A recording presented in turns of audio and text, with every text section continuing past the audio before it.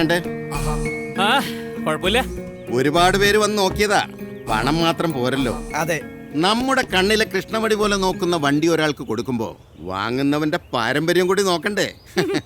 പാരമ്പര്യം നോക്കാൻ ഇത് മോളെ കെട്ടിച്ചു കൊടുക്കുന്ന കാര്യമൊന്നുമില്ലല്ലോ. വണ്ടി കച്ചവടല്ലേ.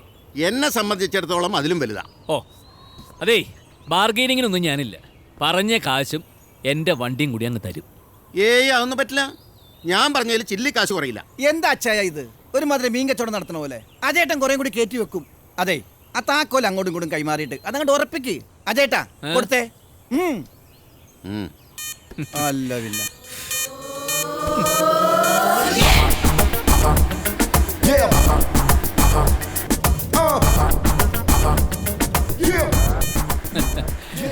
ഇപ്പോഴാണ് വണ്ടിയുള്ളതിനൊരു അന്തസ് വന്നു. അതെ, ഒരു സ്ഥലത്ത് കൊണ്ട് നിർത്തിയിട്ട 4 ആള് പറയണം ദാ കിടക്കണു അജേന്ദ്രൻ നായരുടെ ബെൻസ്.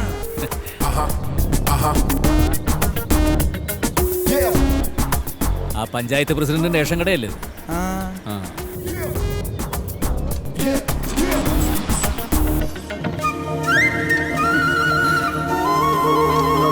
പ്രസിഡന്റ് ലിഫ്റ്റ് വേണ? വേണ്ട. വേണ്ടാന്ന്.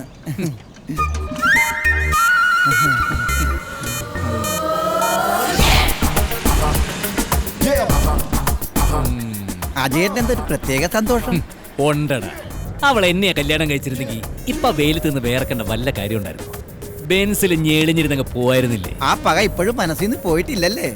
ആദ്യം സ്നേഹിച്ച പെണ്ണ്, ആദ്യം സ്വന്തമാക്കാൻ മോഹിച്ച വണ്ടി, ആദ്യം പണിയാൻ കൊതിച്ച വീട്, അതൊന്നും അത്ര പെട്ടെന്ന് മനസ്സിന്ന് പോകൂല രമേശ.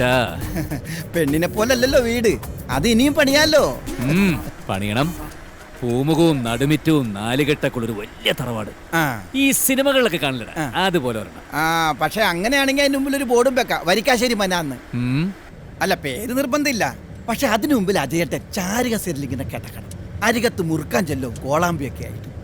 ഒരു പണിയില്ലാത്ത 3-4 പേര് വെറുതെ അജയേട്ടന് ചുറ്റി ചമ്രം പടിഞ്ഞിങ്ങനെ ഇരിക്കണം.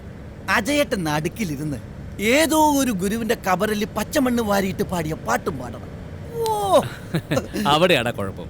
അങ്ങനെ ഒരു വീടിന്റെ പ്ലാനുമായിട്ട് ചെന്നപ്പോ അച്ഛനൊരു പൊട്ടിക്ക് സമ്മതിക്കുന്നില്ല. ആദ്യം ഗൾഫിൽ പോയപ്പോ എല്ലാ ഗൾഫുകാരും ചെയ്യുന്ന പോലെ ചാടി കയറി ഒരു വീടങ്ങ് പണിതു. അത് തീരെ ചെറുതായി പോയതുകൊണ്ടാ ഇപ്പൊ താമസിക്കുന്ന വീട് ജോർജേട്ടനെ വാങ്ങിയതേ. അത് എന്റെ സങ്കല്പത്തിൽ പെട്ടതായുമില്ല. അതിനെന്താ, സങ്കല്പത്തിലുള്ള വീട് വേറൊരു സ്ഥലത്ത് പണിതൂടെ? പഞ്ചായത്ത് ഓഫീസിന്റെ മുമ്പിൽ 80 സെന്റ് സ്ഥലം കിടപ്പുണ്ട്. അവിടെ ആകുമ്പോ ബസ് സ്റ്റോപ്പിൽ വരുന്നവർ മുഴുവനും വീട് കാണും. കൂട്ടത്തിൽ പഞ്ചായത്ത് പ്രസിഡന്റും. എന്തേ? അല്ല, അവിടെ നല്ല ഷോപ്പിംഗ് കോംപ്ലക്സ് അല്ലേ? ഇനിയുള്ള കാലം നാട്ടിൻപുറത്ത് ആരെങ്കിലും ഷോപ്പിംഗ് കോംപ്ലക്സ് പണിയോ? അതൊക്കെ നമുക്ക് സിറ്റിയിൽ പണിയാലോ. പക്ഷെ ഒരു പ്രശ്നമുണ്ട്. ആ സ്ഥലത്തിന്റെ കരാറ് നാളെ നടക്കാനില്ല ചേട്ടാ. ഒരാഴ്ചക്കുള്ളിൽ തീരും ഉണ്ടാവുന്ന കേട്ടത്. നീ ഇതെന്താ നേരത്തെ പറയാത്തത്? അഡ്വാൻസ് ഇത്തിരി കൂട്ടിക്കൊടുത്താലോ? രക്ഷയില്ല. അത്രയ്ക്ക് മോഹമാണെങ്കിൽ നമുക്ക് ഇന്ന് കയറി വെട്ടാം. ഒരു പൊടിക്ക് പൈസ കയറ്റി വെച്ചിട്ട് കൈയോടെ തീർന്ന് പറഞ്ഞാല് സംഗതി തിരിയും. അത്രയും പൈസ റോൾ ചെയ്യണമെങ്കിൽ ഒരു മാസമെങ്കിലും എടുക്കും. അല്ലെങ്കിൽ പിന്നെ ബാങ്കിൽ നിന്ന് FD പൊളിക്കണം. ആ മാനേജർ ഒരുപാട് നിർബന്ധിച്ചിട്ട് പൈസയാ. 2 മാസം ആവുന്നുള്ളൂ. ഇപ്പൊ തന്നെ തിരിച്ചെടുക്കാന്ന് പറഞ്ഞാൽ അത് ഒരു കുറച്ചിലല്ലേ? കുറച്ചില്ല. പൈസ അറേഞ്ച് ചെയ്യാൻ അജയറ്റ് എത്ര ദിവസം വേണ്ടി വരും? 1 മാസം. അത് കഴിഞ്ഞ കോടികളല്ലടാ കയ്യിൽ വരാൻ പോണത്. അവര് പറയുന്ന വില. 1 മാസം വരെ റോൾ ചെയ്യാൻ പൈസ കിട്ടിക്കഴിഞ്ഞാൽ നാളെ കച്ചവടം നടത്താലോ. ഡൺ.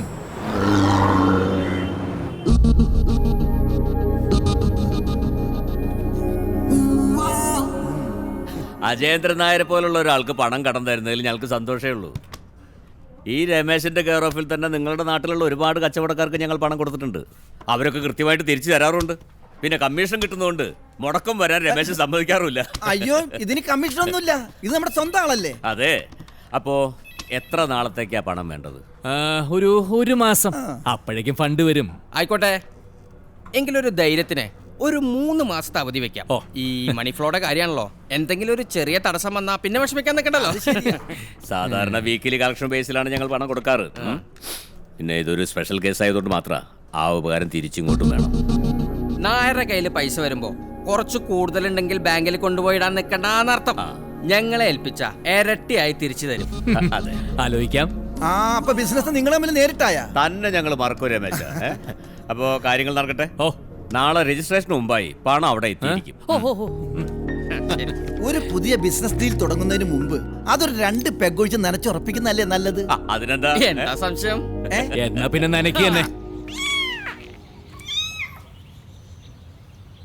കണ്ടോ എടുത്തി വഴിയിലെങ്ങാണ്ടോ കിടന്നിരുന്ന പൂച്ചയാ. കാല് മുറിഞ്ഞിരിക്കാന്നും പറഞ്ഞ് അതിനെയും പിടിച്ചുകൊണ്ടുവന്ന് ദേ ഇപ്പം മരുന്ന് വെച്ച് കിട്ടുക. ഇവളാരാ വെറ്റിനറി ഡോക്ടറോ? ദേ അച്ചു, അല്ലെങ്കിൽ തന്നെ നിന്റെ പൂച്ച അച്ഛനും തമ്മിൽ കടിപിടിയാ. ഇനി ഇതിനെ കൂടി കണ്ട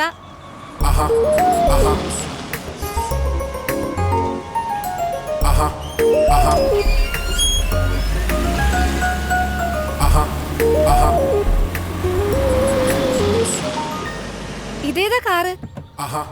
ഇനി ഇതാണ് നമ്മുടെ കാറ്. അപ്പൊ മറ്റേതോ? വിറ്റു. അയ്യോ, അത് വിറ്റോ? എടി കാർ എങ്ങനെയുണ്ടെന്ന് പറ. കലക്കി. കണ്ടാ, അവൾക്ക് വിവരമുണ്ട്. എടി നിലയും വിലയും മാറുന്നതനുസരിച്ച് ജീവിത സാഹചര്യങ്ങളും മാറണം. പണ്ട് കാലത്ത് നാട്ടിൽ 1-2 കുടുംബങ്ങളെ സാമ്പത്തികമായിട്ട് മെച്ചപ്പെട്ടവരുണ്ടായിരുന്നുള്ളൂ. ഇന്നതല്ല, എല്ലാവന്റെ കയ്യിലും പൂത്ത കാശ. അതിന്റെ ഇടയിൽ ഇത്തിരി പരിഗണന കിട്ടണമെങ്കിൽ നമ്മുടെ ലൈഫ് സ്റ്റൈലും മാറണം. അതിലും ഭേദം എന്റെ കയ്യിൽ ഇത്ര നീക്കിയിരിപ്പുണ്ട്, ഈ നാട്ടിലെ ഏറ്റവും വലിയ പണക്കാരൻ ഞാനാണ് എന്നൊരു നോട്ടീസ് അടിച്ചിറക്കിയാ പോരെ. ആ പത്രക്കാരന്റെ കയ്യിൽ കൊടുത്താൽ രാവിലെ തന്നെ എല്ലാ വീട്ടിലും എത്തും. നീ അല്ലെങ്കിൽ കൊനഷ്ടേ പറയൂ. ഇറങ്ങി പുറത്തേക്ക്. ഈ വൃത്തികെട്ട മൃഗത്തിനെയും കൊണ്ടാണോ ഇതിനകത്ത് കയറുന്നത്? മൃഗോ? പിന്നല്ലാതെ ഇതെന്താ പക്ഷിയാ? ലക്ഷക്കണക്കിന് രൂപ വിലയുള്ള വണ്ടിക്കകത്ത് അവൾക്ക് കേറ്റാൻ കണ്ടൊരു സാധനം. ഈ പൂച്ച ഇപ്പൊ ഇതിനകത്ത് കയറിയെന്ന് വെച്ചാൽ എന്താ കുഴപ്പം? എനിക്കിഷ്ടമല്ല. അങ്ങനെ പറഞ്ഞാൽ എങ്ങനെയാ? അജേന്ദ്രൻ നായരുടെ വീട്ടിലെ പൂച്ചയ്ക്കും കാണില്ല ഇച്ചിരി ഗമ്മയും പത്രാസും ഒക്കെ. ഈ വീട്ടിലെ പൂച്ച വരെ ബെൻസിലാ പോണേന്ന് പറയാലോ. എന്റെ അപ്പനായിട്ട് തുടങ്ങിയതായി ടാക്കീസ്. അന്ന് പ്രേമനസീർ വന്നിട്ട് അത് ഉദ്ഘാടനം. ഓർമ്മയുണ്ട്. അന്ന് ഞാൻ കൊച്ചു കുട്ടിയായിരുന്നു. ഉദയായുടെ പൊന്നാപുരം കോട്ടയായിരുന്നു ഉദ്ഘാടന ചിത്രം. നമ്മൾ അതൊരു 5-8 പ്രാവശ്യം കണ്ടേ സുഗത? എനിക്കെങ്ങും ഓർമ്മയില്ല, ഞാൻ തൂറിൽ പിടിച്ചെടുക്കായിരുന്നു. കണ്ടിട്ടുണ്ട് സുഗത, കണ്ടിട്ടുണ്ട്.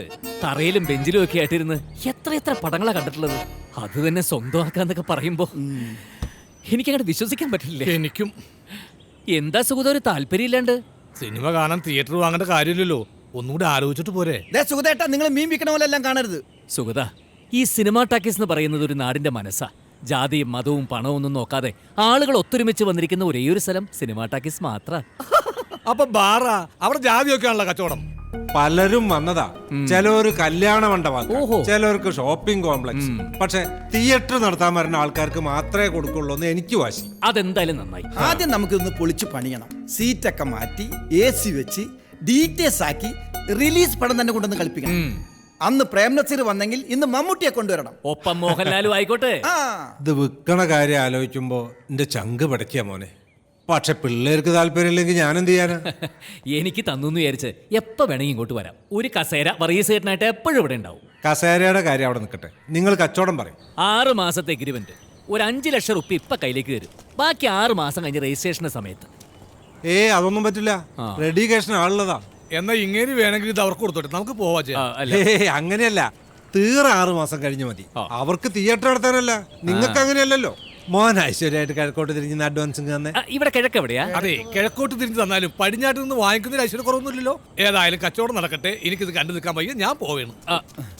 ചാളയുടെ അയിലയുടെ വില അല്ലാതെ വേറെ ഒന്നും അറിയാൻ പാടില്ലാത്ത കിഴങ്ങനാ. മേലാൽ ഇങ്ങനെയുള്ള ആൾക്കാരെ ഒരു ബിസിനസ് ചെയ്യുമ്പോ കൂടെ കൊണ്ടുവരരുത്. പാവല്ല. എന്ത് പാവം? കാശിതാ മോനെ.